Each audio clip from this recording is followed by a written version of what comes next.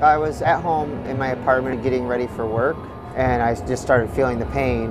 It radiated from my chest down through my arm. That's when I called 911. The tricky part about coronary disease is it commonly gives no warnings. Oftentimes you're perfectly well one moment, and the next moment you're having severe chest pain.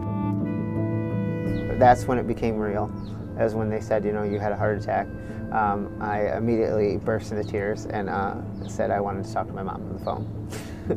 The ER doctor called and told me he was going to the cath lab, and I said, well, when will you know if it's a heart attack? And she goes, oh ma'am, he had a heart attack.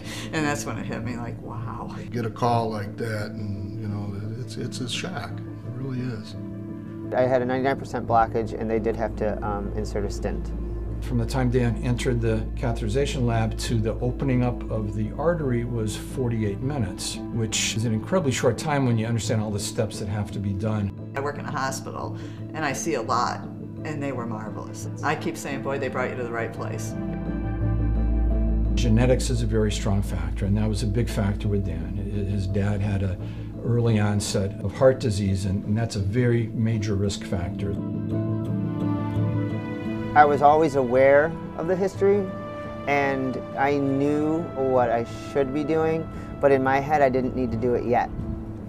Dan was very fortunate in that he came in early, everything fit into place so the artery was opened early, and then remarkably on follow-up testing now, it's undetectable that he has even had heart damage. I had made the decision in the hospital that I wanted to run a marathon, and rehab was the tool really to help get me there. He's been motivated. He's got the Shamrock Shuffle coming up, and he's training for the marathon. So we've got him running for an hour every time that he's here. Seth was really one of the first people who made me feel hope that, you know, this wasn't an end, it was a beginning, and he kind of gave me some momentum towards that. He never ate a vegetable before he had a heart attack, and now he lives on salads. I cook my own food. I use ingredients that I know are natural, and like I take control. I'm in the driver's seat of what I put in my body. He looks great. He looks the best he's looked since high school. Danny's gonna beat me for sure. He is in way better shape than I am. He's got his family coming in from out of town. Friends are running with him, so I think it's gonna be a really fun day.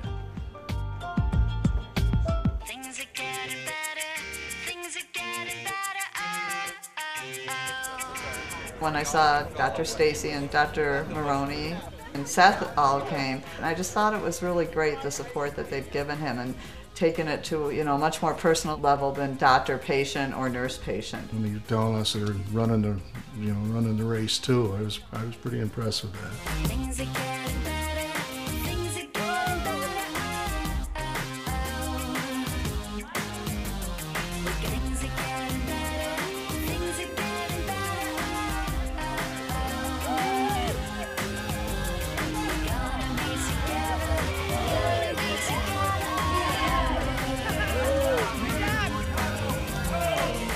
Oh, great. We didn't stop. I think Danny had a better time of it than I did, I'm not gonna lie. 110 days ago I had a heart attack, and then today I'm running almost 5 miles, so it's pretty awesome. You know, the fact that he could go out there and do what he did today, I'm grateful. It felt good.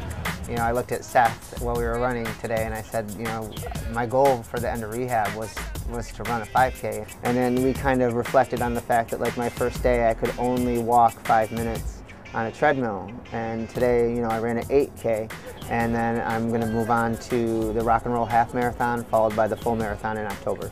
It's a tribute to the care that he got in those short few minutes, you know, that he really needed it.